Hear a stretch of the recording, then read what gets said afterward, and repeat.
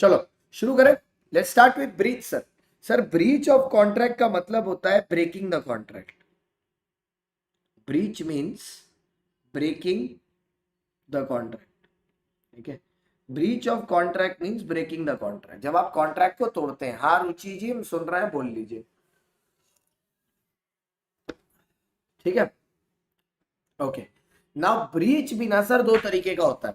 Breach का मतलब होता है तोड़ना, और ब्रीच भी भैया दो तरीके का होता है। एक होता है एक्चुअल ब्रीच और एक होता है एंटीसिपेटरी ब्रीच। समझाता हूं मैं आपको। ये है भैया डेट ऑफ वेडिंग, ये है डेट ऑफ वेडिंग, ये है सिमरन की शादी का दिन। डेट ऑफ वेडिंग, सिमरन इस दिन डेट ऑफ वेडिंग है सिमरन का। और आज 26 तारीख, 26/11/2023। बेटा फिर बता रहा हूं मैं, ध्यान रखना आप लोग जो भी दिल्ली आ रहे हैं। ठीक है, मेरी बर्थडे के दिन सिमरन शादी कर रही है।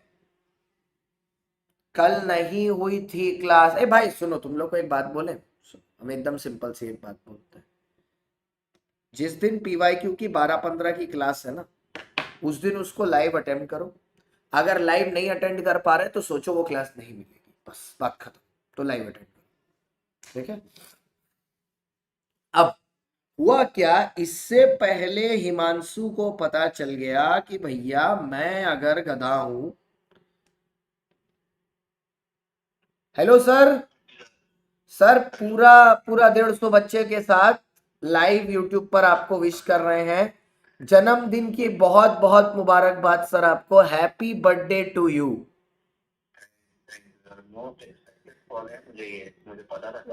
अरे सर मैं सुबह सुबह एक्चुअली सुबह से इसमें लगा हुआ था, ऑफलाइन में तो मेरे को टाइम नहीं मिला। अभी यूट्यूब पर आया बच्चा लोग के साथ, तो मैंने आते सर इसके पहले भी कॉल किया आपको। हाँ हाँ, मैंने इसके पहले भी कॉल किया था आपको, तो बिजी था, तो फिर मैंने सोचा कि थोड़ी देर रुक के करता हूँ। सर हैप्पी बर्थडे सर, बच्चे भी बोल रहे हैं हैप्पी बर्थडे।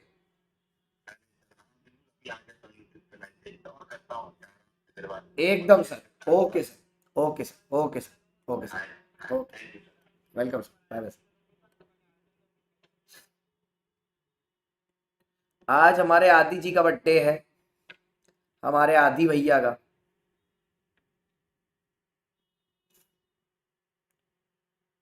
हमारे आदि भैया का आज बर्थडे है।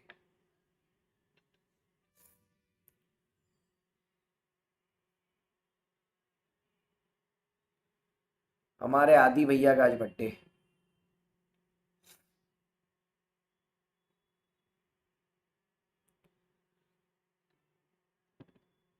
तो हमने आदि भैया को यही विश दी कि सर भगवान करे आपकी जो मन पसंद लड़की है, जिससे आप बेइंतहा मोहब्बत करते हैं, उनसे आपसे जल्दी से शादी हो जाए।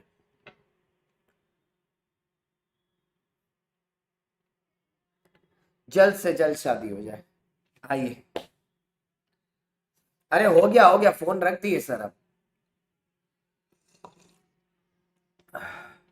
आ जाओ।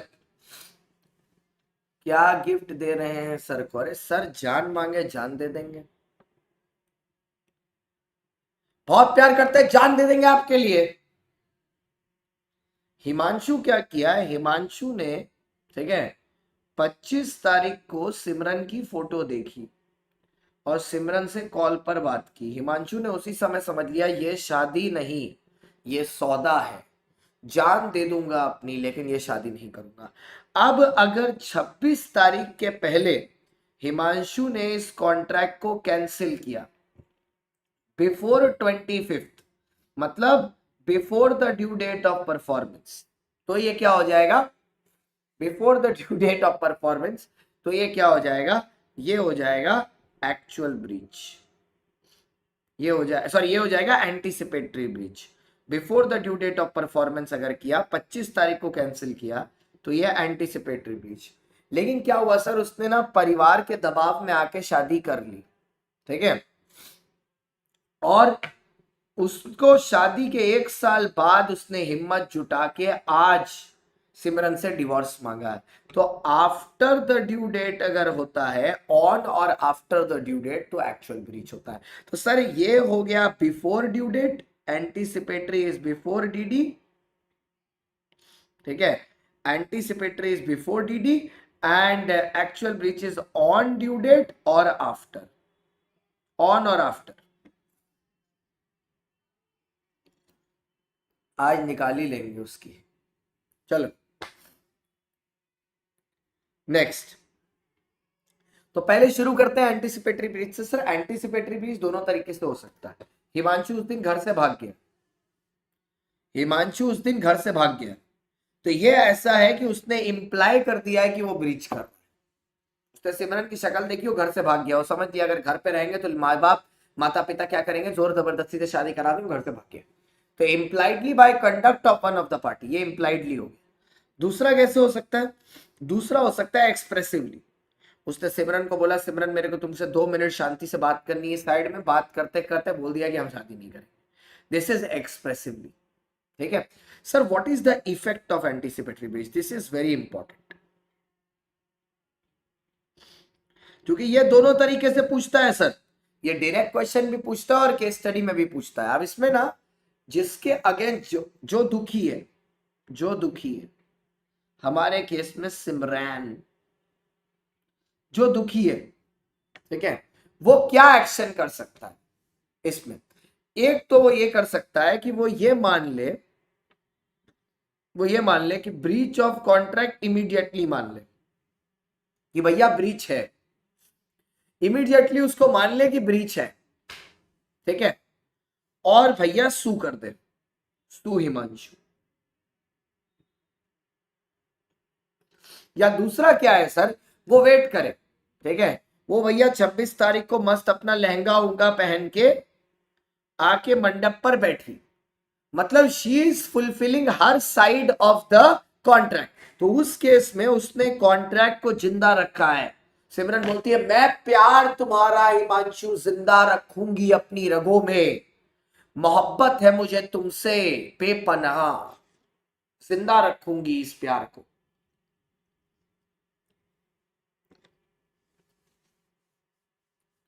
जिंदा रखूंगी इस प्यार को. हिमांशु को बोलती है ठीक है, वादा रहा प्यार से प्यार का, अब हम ना होंगे जुदा. तो ऐसा करके बोल दिया उसने. ठीक है कि it is in still in operative. It is still operative. ठीक है. अब इससे ना दो फायदे. बाद में हिमांशु को कभी ऐसा रियलाइज हुआ, ठीक है, कि नहीं यार, ड्यू डेट तक उसको रियलाइज हुआ, 26 तारीख को उसको रियलाइज हुआ नहीं यार, नहीं ऐसे हमको सिमरन को धोखा नहीं देना चाहिए. जैसी भी है सिमरन यूनिक तो है.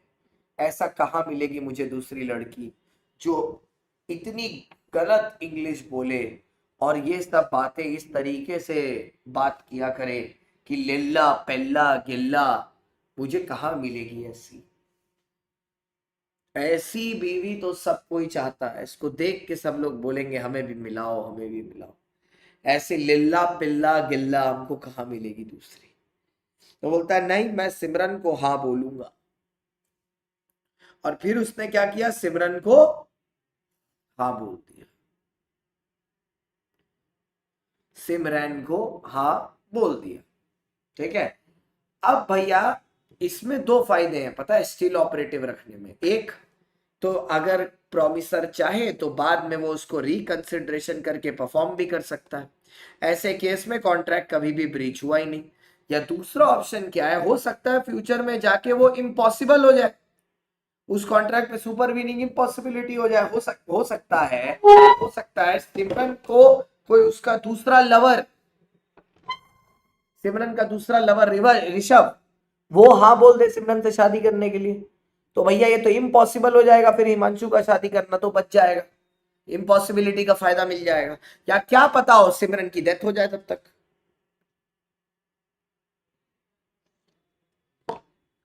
सिमरन की डेथ हो जाए तो भी ये इम्पॉसिबल हो जाएगा. ठीक है. तो ये होता है sir effect of anticipatory breach. ये होता है anticipatory breach. Is it clear sir?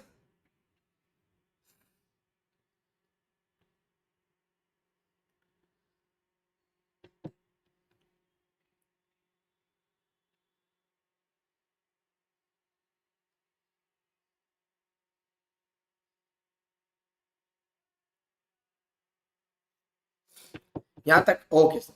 अब आते हैं सर एक्चुअल ब्रीच में। अब एक्चुअल ब्रीच में क्या है, ये ऑकर हो रही है on the due date of performance, मतलब जो आपका शेड्यूल्ड डे था, जिस दिन आपको कॉन्ट्रैक्ट परफॉर्म करना था उसी दिन ये हो रही है, ऑन द शेड्यूल्ड डे।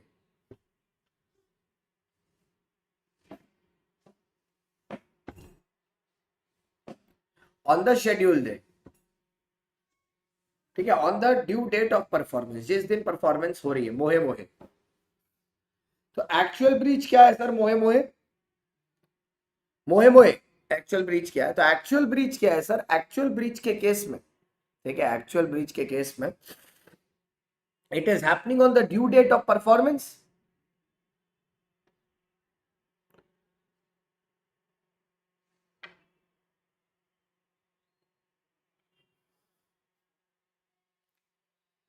ठीक है, आइए, at the due date of performance, जिस दिन, at the time when the contract is due, या दूसरा during the performance of contract, या तो जब हो रहा है, ठीक है, या ड्यूरिंग द परफॉर्मेंस। ओके, या तो जिस दिन परफॉर्मेंस शुरू होनी है या जिस दिन परफॉर्म होना है, इन दोनों केसेस में अगर वो वॉइड हो जाता है, मतलब ब्रेक हो जाता है, तो इट इज वॉइड। इसे क्लियर सर, मोहे मोहे? ओके, अब रुको जरा, मोहे चलाने दो, मोहे मोहे हो जाएगा वरना। अब फिर आएंगे रेमेडीज ऑफ ब्रीच।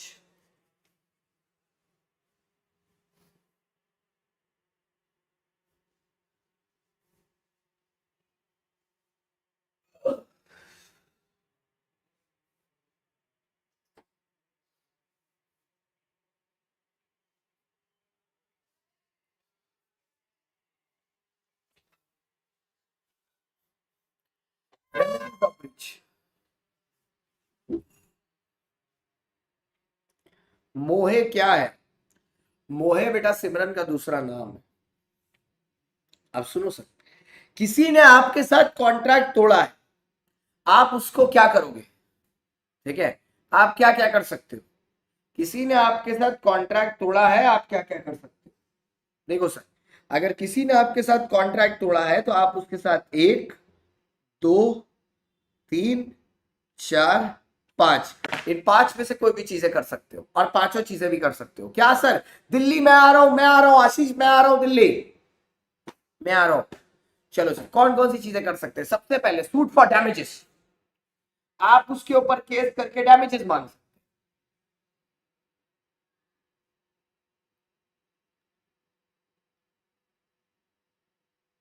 आप उसके ऊपर केस करके डैमेजेस मांग सकते हैं सबसे पहले, लेकिन डैमेजेस मांगने के लिए अंडर सेक्शन 73 डैमेजेस मांगने के लिए 3 चीजें होना बहुत जरूरी है।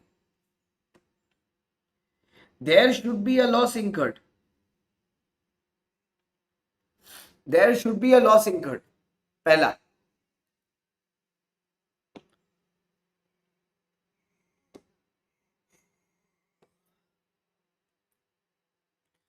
There should be a loss incurred. Next, it should be natural loss, naturally occurring. Sir वो चीज ना नेचुरली ऑकर होना चाहिए, मतलब जोर जबरदस्ती से नहीं, it should be occurring naturally. So there should be a loss which is incurred, the loss should be acting, the loss should be incurring naturally, मतलब without any man made scenario. ठीक है,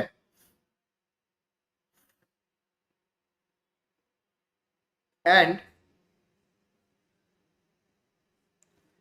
damages are to compensate। Sir जो damages आपको मिलते हैं ना, वो आपको कंपेंसेट करने के लिए होते हैं। डैमेजेस कभी आपको इसलिए नहीं दिया जाता कि you can make a profit out of it, you will never be able to make a profit out of it. So these are the 3 things that are to be kept in mind sir. It the loss should be incurred, it should be natural loss, मतलब दूसरे की activity की वजह से आपको हुआ होना चाहिए, अपनी खुद की हरकत की वजह से नहीं। And the damages are meant for compensation only, they are meant to compensate the other part. Okay, next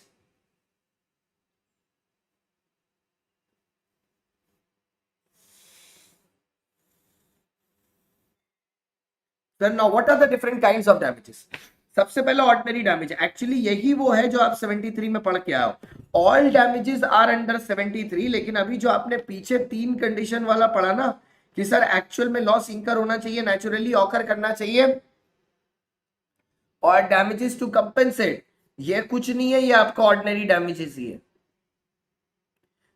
this is मोहे मोहे डैमेज, ऑर्डिनरी डैमेजेस। सिमरन नल्ला नल्ला पिल्ला, जनरल ऑर्डिनरी डैमेज है सर। यहां पर एक केस दिया हुआ है हेडले वर्सेस बैक्सनडेल का।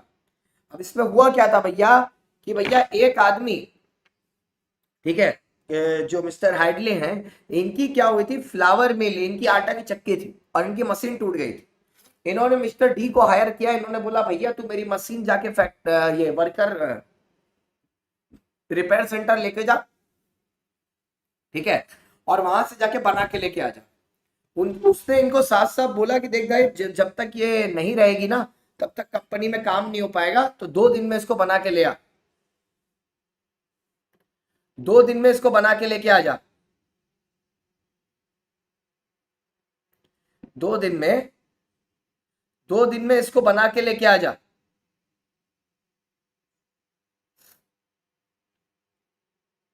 ठीक है, 2 दिन में बना के लेके आ जा। अब इसने क्या किया, इसने डिले कर दिया 5 दिन का।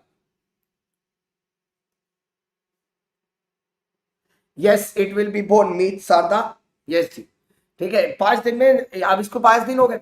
अब क्या हुआ, जब ये रिपेयर करा के लेके आया तो उसने बोला भाई ये जो तूने डिले किया इसके लिए मेरे को कंपेंसेट कर। उसने बोला ठीक है, तो उसने डिले के लिए कंपेंसेट कर दिया। उसके बाद ये क्या बोलता है, देख तेरी वजह से 3 दिन फैक्ट्री ज्यादा बंद रही, ठीक है, 2 दिन में काम होना था, 3 दिन हुआ, तो उसकी वजह से जो मेरे को नुकसान हुआ वो भी तो दे, वो भी तो दे। तो भैया यहां पर बात हुई कि ये होता है स्पेशल डैमेजेस। ये जो एक्स्ट्रा नुकसान का, ये जो लॉस ऑफ प्रॉफिट का आप जो खर्चा मांगते हो ना, ये जो लॉस ऑफ प्रॉफिट का आप जो खर्चा मांगते हो, ये होते हैं स्पेशल डैमेजेस। और स्पेशल डैमेजेस सिर्फ और सिर्फ तब रिकवरेबल होते हैं जब वो दूसरी पार्टी को पता होता है कि उसके कॉन्ट्रैक्ट से कोई दूसरा कॉन्ट्रैक्ट रिलेटेड है, कि अगर वो परफॉर्म नहीं करता तो उसकी वजह से आपका कहीं और नुकसान हो जाता है। अगर उसको ये पता है तभी स्पेशल डैमेजेस रिकवरेबल होंगे, वरना नहीं। सर एक एग्जांपल देके बताइए, मतलब बिल्कुल मोहे मोहे एग्जांपल देंगे। देखिए सर, ये है मिस्टर मोहे। अब मिस्टर मोहे ने गुड्स बेचे हैं, गुड्स सेल किए हैं। किसको सेल किए हैं सर, मोहे मोहे के साथ और कौन सा चल रहा था, मोहे मोहे के साथ और इन्होंने गुड्स सेल किए मिस्टर वाव को, ठीक है, प्रॉमिस किया है कि मोहे मोहे गुड्स सेल करेंगे मिस्टर वाव को, ठीक है, कितने में सर, 1 kg एट 100, और ऑर्डर दिया गया है 10 kg का। मिस्टर वाव फर्दर ये गुड्स सेल करने वाले हैं मिस्टर काउ को, ठीक है,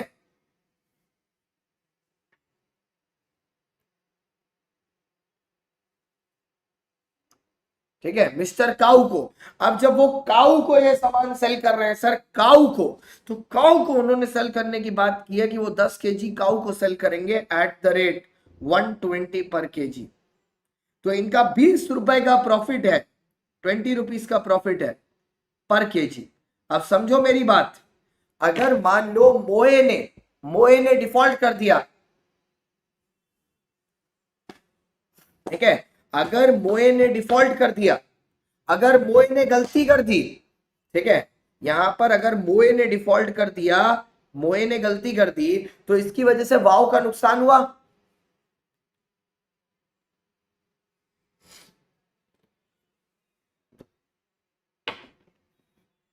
मोए ने गलती कर दी तो इसकी वजह से वाई का नुकसान हुआ।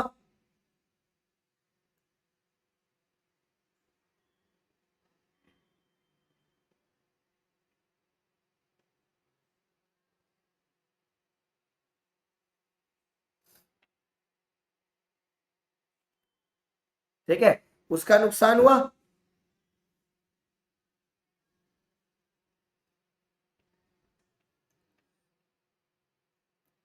मैम न्यू बुक लिख दो, न्यू बुक लिख दो, ठीक है।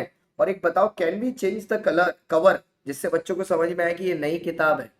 Can we change the cover, और डिस्क्रिप्शन में लिख दो that it also includes MCQs and questions as it is the new edition. Price justify कर दो।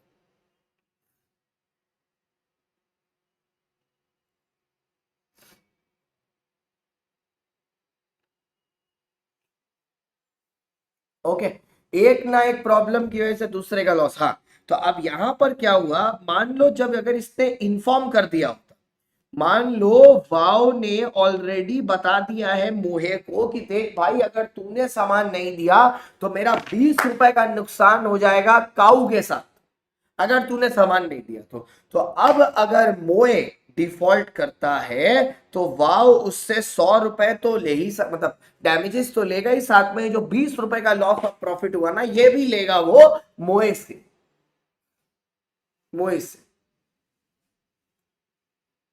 ठीक है, नेक्स्ट उसके बाद आया विंडिक्टिव और एक्सेम्पलरी डैमेजेस। मान लो सर विंडिक्टिव और एक्सेम्पलरी डैमेजेस बेसिकली रेप्यूटेशन लॉस का डैमेज है। अगर आपने कुछ ऐसा किया है जिससे किसी की इज्जत पर हर्ट होता है, जैसे इसका दो ही एग्जांपल आपकी किताब में दिया हुआ है। एक दिया हुआ है कि हिमांशु ने वादा किया शादी का सिमरन से और फिर शादी के दिन हिमांशु भाग गया। अब इससे जो सिमरन की फीलिंग हर्ट हो रही है, ये हर्ट फीलिंग का वो खर्चा लेगी सामने वाले हिमांशु से। अब ये पता है ये केस बेसिकली होता क्या है, वो जो मान हानि का दावा होता है ना, मान हानि का दावा,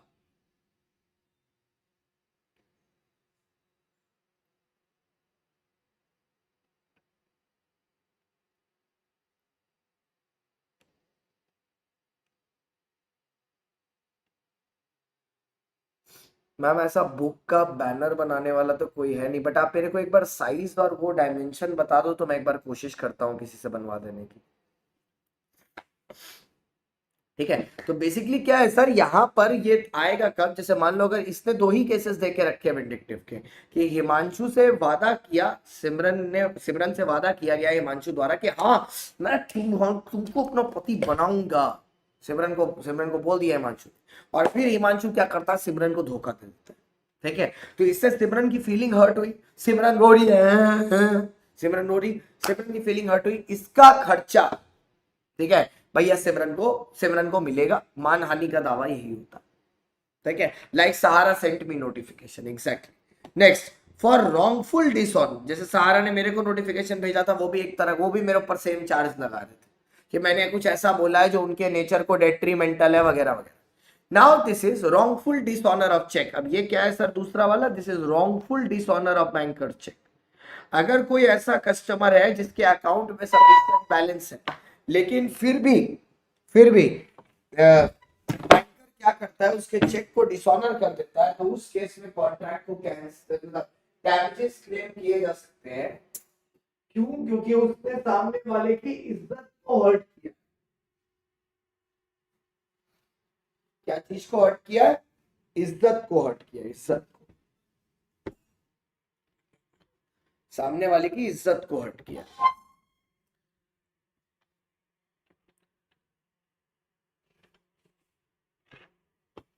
ओके, नेक्स्ट, फिर आते हैं सर नॉमिनल डैमेजेस। देखो सर, नॉमिनल डैमेजेस जनरली कोई एक्चुअल डैमेजेस होते नहीं, ठीक है, क्योंकि इस केस में क्या है, जो पार्टी इन्वॉल्व है उसका कोई एक्चुअल लॉस हुआ ही नहीं है, बट बात यह है कि उसने वो कॉन्ट्रैक्ट कैंसिल किया, तो कैंसिल किया तो पनिशमेंट तो करना पड़ेगा। तो नॉमिनल डैमेजेस बेसिकली दिए इसलिए जाते हैं पनिश करने के लिए, जिससे आपको समझ में आए कि भैया ब्रीच करना गलत है। इनका अमाउंट बहुत ही छोटा होता है, let's say as less as 10 rupees, 10 पैसे पर एवरी रुपी, मतलब जितना अमाउंट आपका मतलब इसमें इन्वॉल्व है, बिलिंग अमाउंट जितना है उसका 10% आपको देना पड़ जाता है। इससे क्या होता है, सामने वाले का एटलीस्ट लॉयर वॉयर का भी खर्चा निकाल।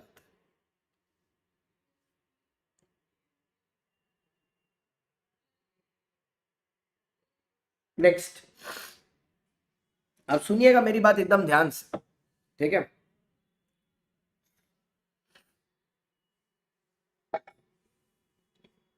हाँ, अब होता क्या है सर, देखो इंडियन लॉ के अंदर ये जो प्री फिक्स्ड डैमेजेस हैं,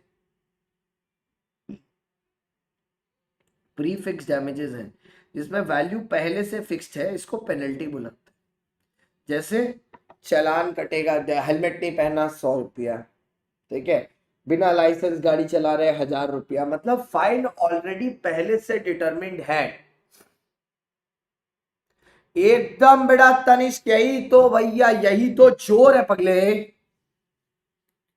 एकदम पूरी ताकत लगा देनी है मैराथन में, एकदम फाड़ डालना है।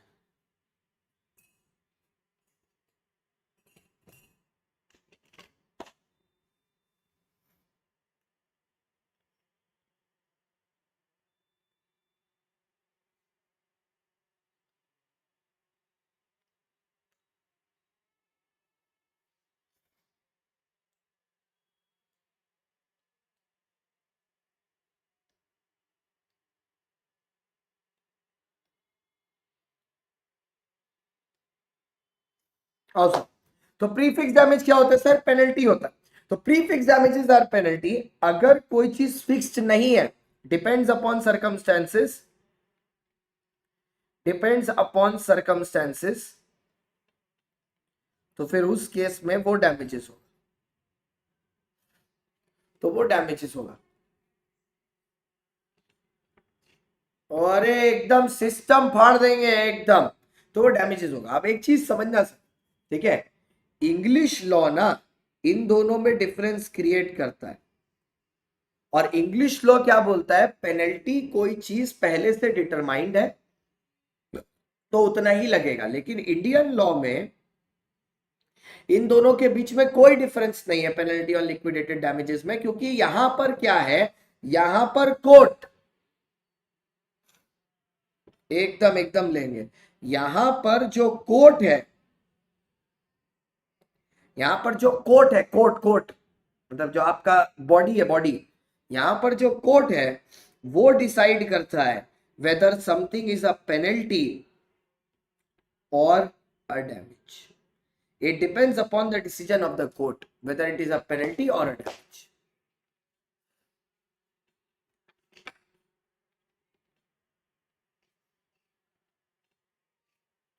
ठीक है, next.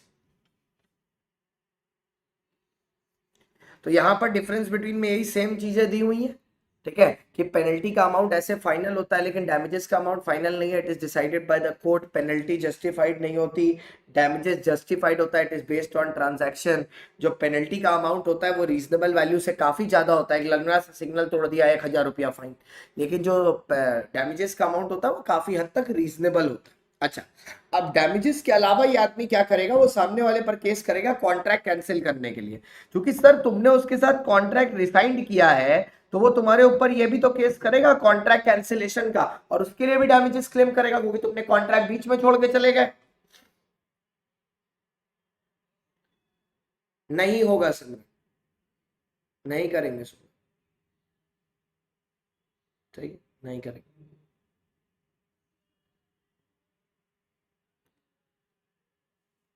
27th, not 26।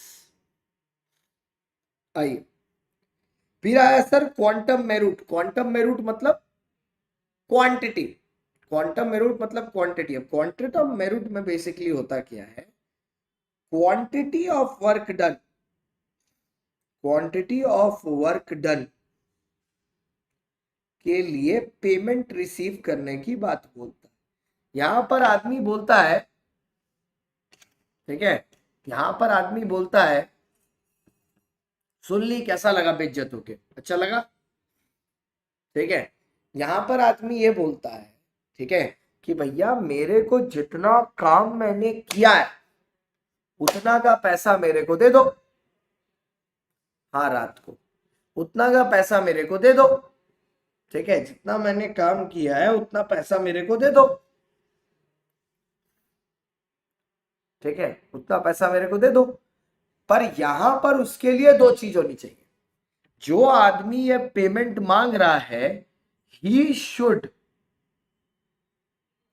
Not be the reason for breach. मतलब ये वो आदमी नहीं होना चाहिए जिसकी वजह से कॉन्ट्रैक्ट ब्रीच हुआ है, ये वो आदमी नहीं होना चाहिए, ठीक है, क्वांटम मेरूट, ये वो आदमी नहीं होना चाहिए जिसकी वजह से कॉन्ट्रैक्ट ब्रीच हुआ है। He should not be the person because of whom the breach has awkward, ठीक है, he should not be the person. Next, और दूसरा क्या है, और ये सिर्फ तभी मिलेगा व्हेन कॉन्ट्रैक्ट डिस्चार्ज। व्हेन क्या हुआ सर, व्हेन कॉन्ट्रैक्ट खत्म हो गया। अगर कॉन्ट्रैक्ट के बीच में हम लोग किसी मुद्दे पर केस कर रहे हैं तो आप बीच में पैसा मांग के नहीं निकल सकते, आप तभी निकल सकते हो जब ब्रीच ऑलरेडी हो चुका है। Quantum merit means quantity of work done के लिए हमको मेरिट दे दो, ठीक है, देखो यहाँ पूरा लिखा है कंडीशंस, अग्रीमेंट होना चाहिए, वॉइड होना चाहिए, ग्रेचुइटसली नहीं था ये बता दिया, एक्सप्रेस और इंप्लाइड दोनों चलेगा। एक आदमी काम करना बंद कर देता है तो जो आदमी के अगेंस्ट काम करना बंद हुआ है वो आदमी जाके कोर्ट में अप्लाई करके अपने लिए ये पैसा जीत के ला सकता है। नेक्स्ट, फिर आता है सूट फॉर स्पेसिफिक परफॉर्मेंस। ये आपने सोगा में भी पढ़ा था, 10 बहाने करके ले गई दिल। ठीक है, ये आपने सोगा में भी पढ़ा था, 10 बहाने करके ले गई दिल, ले गई दिल, 10 बहाने करके। हाँ, तो suit for specific performance. Sir देखो, suit for specific performance basically होता क्या है, जब सामने वाला पार्टी बोल रहा है हमको डैमेजेस नहीं चाहिए, हमको चाहिए मेरा कॉन्ट्रैक्ट परफॉर्म हो। हिमांशु बोल रहा है हमको सिमरन की सिंपैथी नहीं चाहिए, हमको सिमरन ही चाहिए, सिमरन से शादी नहीं हुई हम जान दे देंगे। ठीक है, जान दे देंगे। तो ऐसे में सर कोर्ट क्या कर सकता है, स्पेसिफिक परफॉर्मेंस अलाउ कर सकता है। Next, suit for injunction. Sir what do you mean by this word injunction? Injunction means restrain order.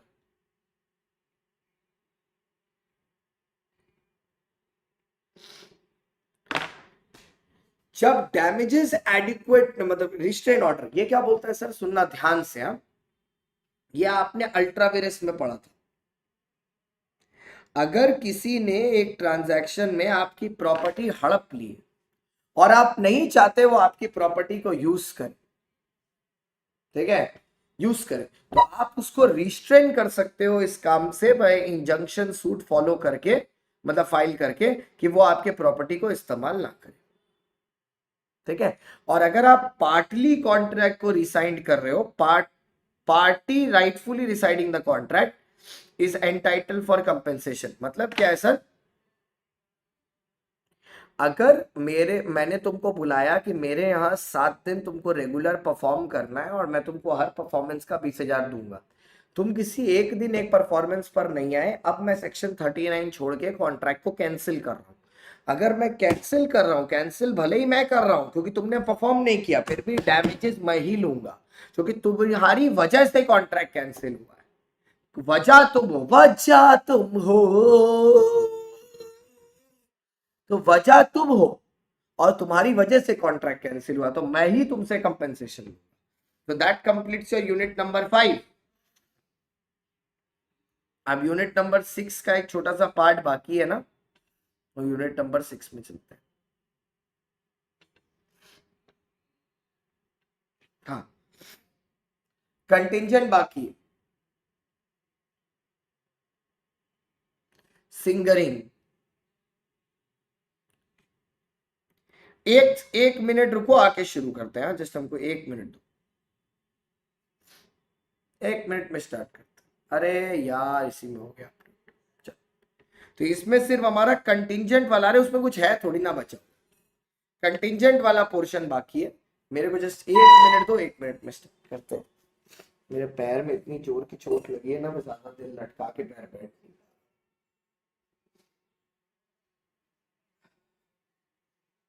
थोड़ा थोड़ा बीच में चलना पड़ रहा है जब दर्द पड़ रहा है।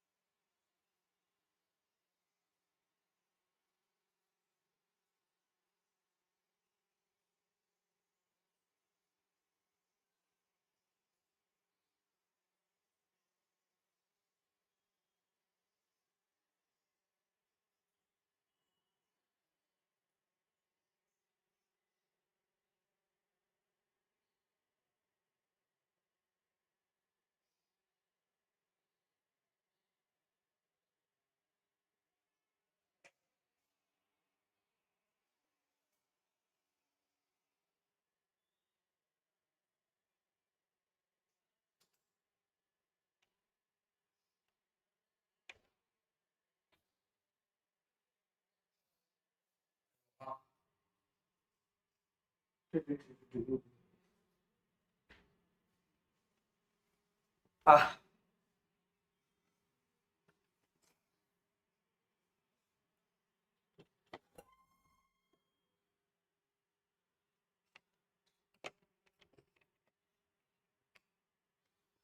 भूलिच गई थी। अरे सिमरन, तू लाइकिच करेगी,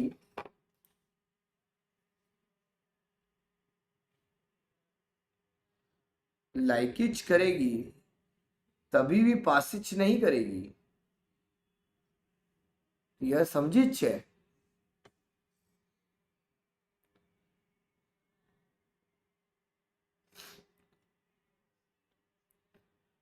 आइए तो लाइकिच करते, चलिए कंटीजेंट कॉन्ट्रैक्ट पे आते हैं, कंटीजेंट कॉन्ट्रैक्ट पर आते हैं।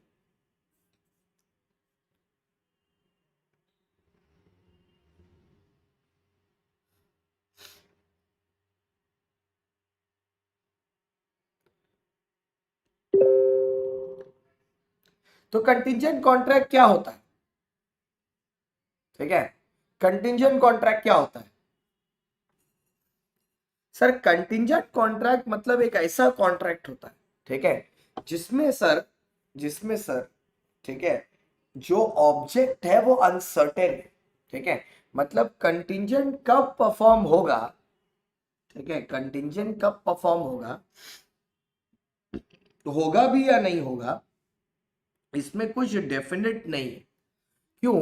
क्योंकि जो ऑब्जेक्ट है, ठीक है, जो ऑब्जेक्ट है कॉन्ट्रैक्ट का वो अनसर्टेन है, there is no certainty that it will be perform, it is subject to certain circumstances. हुआ तो ठीक, नहीं हुआ तो ठीक। तो what is a contingent contract? A contingent contract is a contract,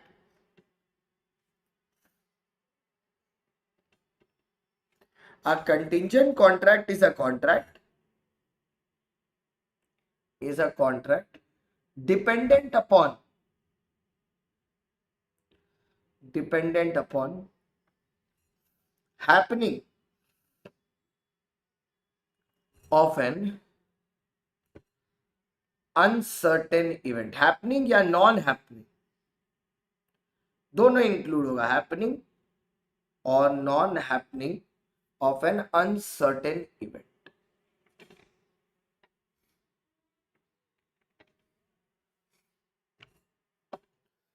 okay, चलो sir,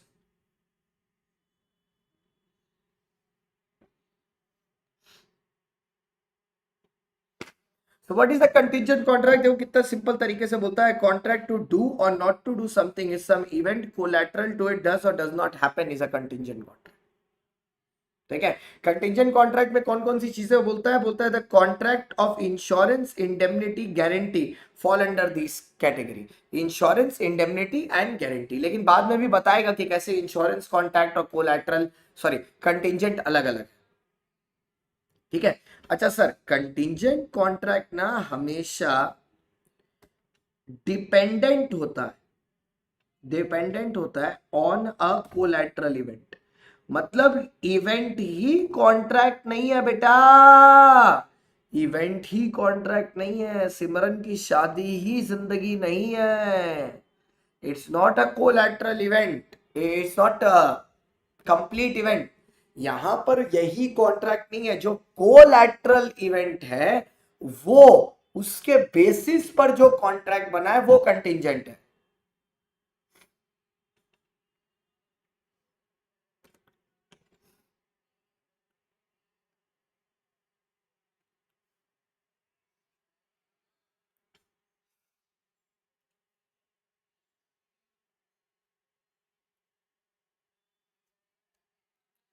it's a collateral event sir, collateral मतलब एडिशनल, ठीक है, कोलैटरल मतलब additional. Sir what do you mean by collateral? मतलब रिलेटेड, ठीक है। So what is a collateral event? Collateral event means related, ठीक है। तो ये कोलैटरल इवेंट से जो कॉन्ट्रैक्ट, ठीक है, रिलेटेड होता है उसको बोलते हैं कंटिजेंट, ठीक है। जैसे सर, अगर सिमरन सीए पास हो गई तो सिमरन की शादी नहीं, लेकिन अगर सिमरन सीए फाउंडेशन फेल हो गई तो उसकी शादी तुरंत हो जाएगी।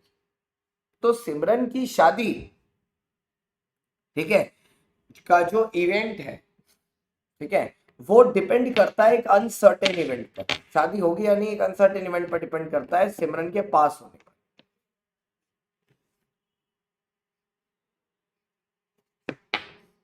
ठीक है। आइए, so what are the essentials of a contingent contract, एक करके डिस्कस करते हैं। सबसे पहला, performance of a contingent contract would depend upon happening और non happening of some event, हमें पहले ही पता है।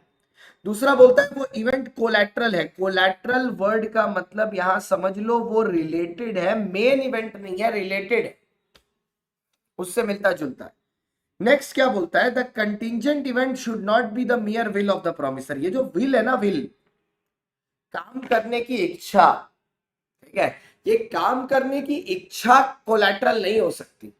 ठीक है, कि मेरा मन है आज मैं काम करूंगा, मेरा मन नहीं है मैं काम नहीं करूंगा, क्या ये कोलैटरल है? ये कोलैटरल नहीं हो सकता। मन, योर फीलिंग, मन मेरा माने ना मन मेरा, तो आपका मन कोई कोलैटरल फीलिंग नहीं हो सकता। मन इज नॉट कवर्ड हियर। ठीक है, the will of the promisor to do the thing और not to do the thing can not be the collateral event. Collateral event इसके अलावा कुछ होना चाहिए जिस पर किसी का कंट्रोल नहीं है। फीलिंग इज नॉट कोलैटरल, ऐसी चीज होनी चाहिए जिस पर किसी का कंट्रोल नहीं है। Next, the event must be uncertain. आपका जो इवेंट है, the event must be uncertain. ठीक है, जो इवेंट है, the event must be uncertain. ठीक है, तो बोलता क्या है सर, एक ऐसा इवेंट, ठीक है, मतलब कंटीजेंट इवेंट बोलता है the event must be uncertain. ठीक है, मतलब जो इवेंट के बारे में आप बात कर रहे हो उसका होना ना होना अनसर्टेन होना चाहिए, क्योंकि अगर उसमें अनसर्टिनिटी नहीं है ना, तो फिर वो डेफिनेट है कि वो इवेंट ऑकर करेगा, तो फिर कंटीजेंट कैसे हो गया? ये रूल्स फॉर इन्फोर्समेंट बहुत जरूरी है, इनको थोड़ा ध्यान से देखना। एग्जाम्पल के साथ बताऊंगा एक एक, सब में सिमरन अल्लाह को लूंगा। आई, enforcement of contingent contract on event happening।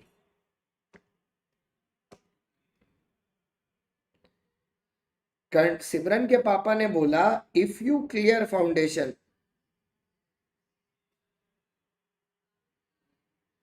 If you clear foundation I will gift you a new scooty. Simran को बोला कि भैया सिमरन अल्लाह,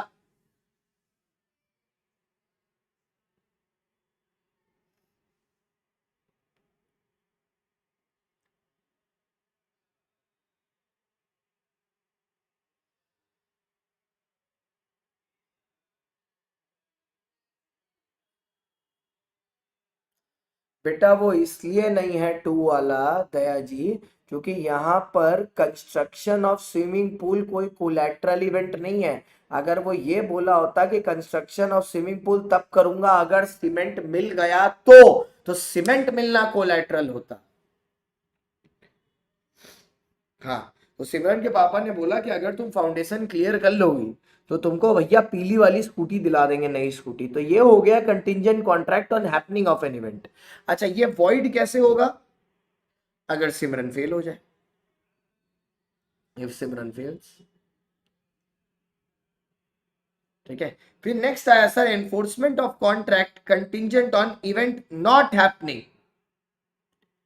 अगर नॉट हैपनिंग पर है, सिमरन के पापा ने बोला if no CA foundation then wedding.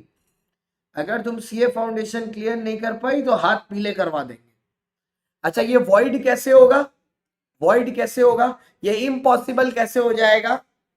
Wedding वाला प्लान, वेडिंग वाला plan becomes impossible if she clears.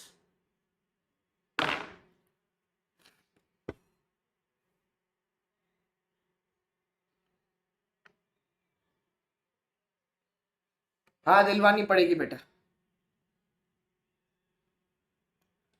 दूसरे वाले में क्या बोलता है, contract dependent upon on an event not happening. It is dependent upon what? The event not happening. When I am saying that it is dependent upon not happening, इसका मतलब ये नहीं हो रहा होगा। ठीक है, तो नॉट हैपनिंग था कि सीए अगर नहीं हुआ, ठीक है, तो भैया शादी करवा देंगे। अब तो ये वॉइड कैसे होगा? अगर वो सीए कर ले तो। Next, point number 3 is unique. Point number 3 is unique. Point number 3 क्या है? पॉइंट नंबर 3 में हो क्या रहा है? आपका जो कॉन्ट्रैक्ट है, कंटिंजेंट कॉन्ट्रैक्ट है, वो किसी लिविंग पर्सन के कंडक्ट पर डिपेंडेंट था, और उस लिविंग पर्सन ने एक ऐसी हरकत कर दी है जिसकी वजह से वो इम्पॉसिबल हो गया. भैया सिमरन एल्ला एक पेंटर है, चित्र बनाती है, लेकिन हुआ क्या है, उस दिन चक्कू से चिकन काटते काटते खाना बनाने के लिए सिमरन एल्ला की 3 उंगली कट गई है. तो now it is impossible for her to hold the brush and paint. ठीक है, तो अब due to a living person's conduct the contract has become unenforceable. That is point number 3.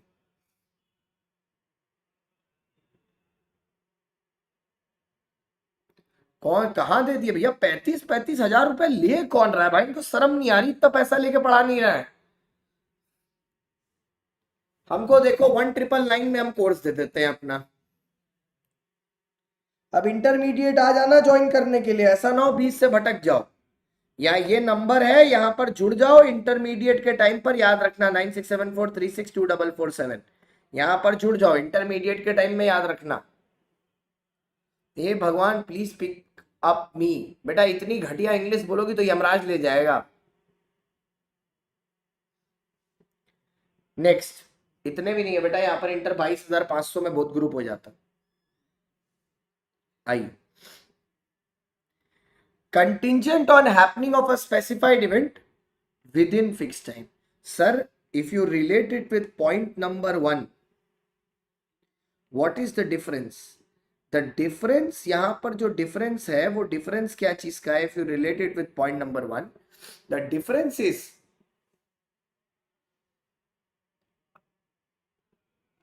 अच्छा वाह बेटा, क्यों क्यों सोशल एग्रीमेंट हो जाएगा? नेचुरल लव एंड अफेक्शन पर नहीं आएगा? Registered under law in writing and people close in relationship. जब बेटा अगर इतनी बारीकी में घुसना है ना तो फिर हम भी बारीकी में घुसेंगे प्रिया. अगर एग्जाम्पल को एग्जाम्पल की तरह नहीं ले सकती ना तो फिर हम भी बारीकी में घुस जाएंगे बात की. ठीक है, और हम घुसी कर दिए तो घुसपैठ हो जाएगी अभी के अभी.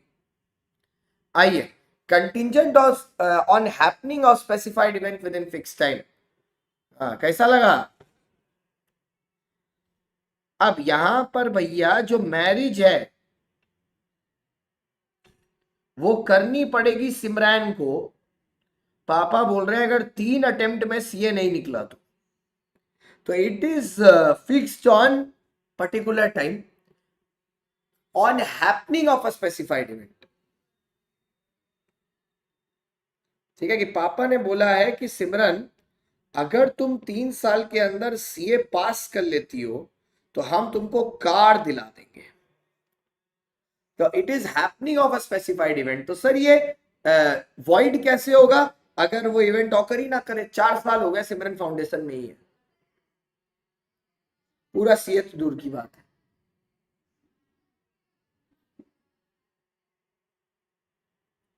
ठीक है, next, contingent on specified event not happening with in physical time fix time.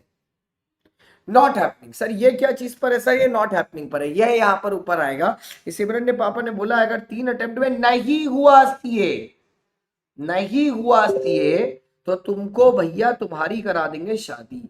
तो यहां पर कंटिंजेंट क्या चीज पर डिपेंडेंट है? नॉट हैपनिंग, लेकिन साथ में टाइम दिया हुआ है 3 इयर्स. तो व्हाट इफ ये वॉइड कैसे होगा?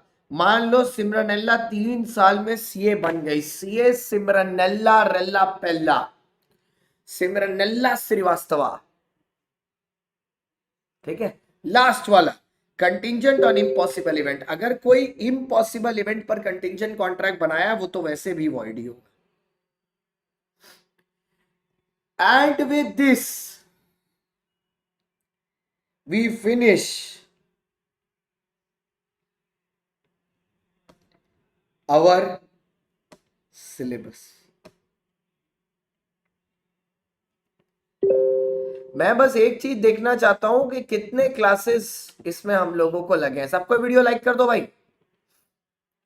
प्लेलिस्ट खोल के देखता हूँ, समझ में आ जाएगा। 1 2 3 4 5 6 7 8 9 10 11 12 13 14 15 16 17 18 19। Absolutely right. 19 क्लासेस हुई या 20 की बात हुई थी और 26 तारीख की बात हुई थी। ठीक है, कॉन्ट्रैक्ट भी आज खत्म। जो एक यूनिट सोगा का बचता है वो यूनिट मैं कल करूंगा, और इसका नंबर लेक्चर 19 होगा और उसका 20 होगा, और इसी के साथ खत्म हो जाएगा। So finish our syllabus, we did it, we did it, yes, we completed. जिसमें 2 क्लासेस 60 मिनट्स की थी। We did it, we did it. चलो, बहुत सेटिस्फैक्शन महसूस। Bye bye, see you, tata guys, I am done for the day. अब आज रात में तो 11 बजे क्लास नहीं होगी, ऑब्वियसली मैं फ्लाइट में रहूंगा।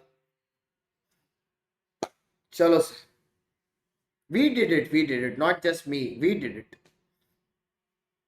और हर एक डिटेल के साथ किया है, पूरे के पूरे डिटेल के साथ किया है, कहीं पे भी कोई कंटेंट काटा नहीं है। सब लोग फोटो लेके फुल सिलेबस 19 सेशंस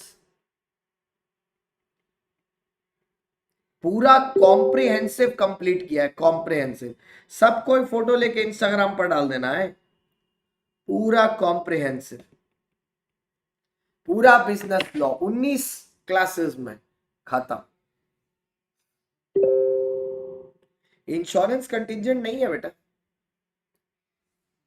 बिल्कुल नहीं, क्योंकि उसमें सर्टिनिटी है ना। किसका पीडीएफ? अरे भाई उदय भाई, तू भी भाई सही में भाई बहुत बीमार आदमी हो यार तुम लोग। हाँ कसम, एक पीडीएफ तुमको अगर नहीं पहुंचे तो जान निकल आती है तुम्हारी। कुछ नहीं लिखते हो भाई तुम क्लास में, कैसे पास हो गए भगवान ही बता। घंटा पास नहीं होने वाले तुम, सब पता। फिर एक बार में तुम पास हो जाते तो फिर क्या ही बात।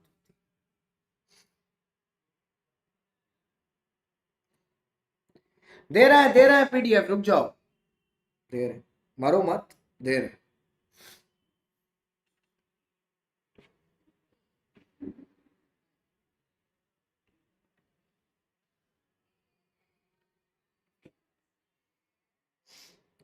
जिंदगी तो पीडीएफ मांगते मांगते ही गुजर गई सर। जिंदगी एक नई जंग है, पीडीएफ मांगे आजकल कम है।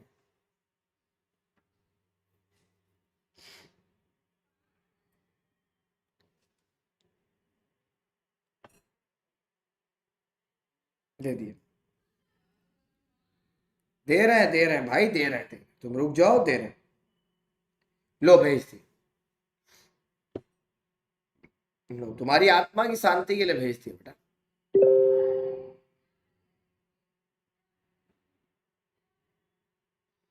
भेज दिया बेटा, भेज दिया, तुम्हारी आत्मा की शांति के लिए भेज दिया।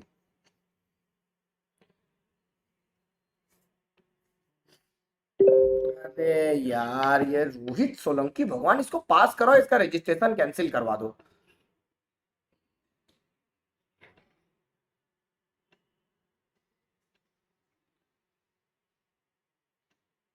भाई हमको हिंदी विंदी नहीं समझ में आता तो मेरे को इंग्लिश बुक से भेजा कर, ठीक है, इंग्लिश बुक से भेजा कर, इंग्लिश बुक से भेजा कर, हमको हिंदी विंदी नहीं समझ में आता, इंग्लिश बुक से भेजा कर। हाँ चलो, आ गया पीडीएफ, आत्मा को शांति मिल गई। हमने केस स्टडी का ही भेजा है, और क्या चीज का पीडीएफ चाहिए तुमको? बाकी सब ड्राइव में, बुक का पीडीएफ ड्राइव में दिया हुआ है, ड्राइव से देख लीजिए, बुक का पीडीएफ ड्राइव में दिया हुआ है। Okay guys, thank you so much for watching guys. हो गया, खत्म हुआ। अब आएगा मजहुआ, और मजहुआ कहाँ आएगा? जब हम लोग आएंगे सबसे पहले, कहाँ बोलू, जयपुर, फिर दिल्ली, फिर पटना। चल बाय बाय, सी यू।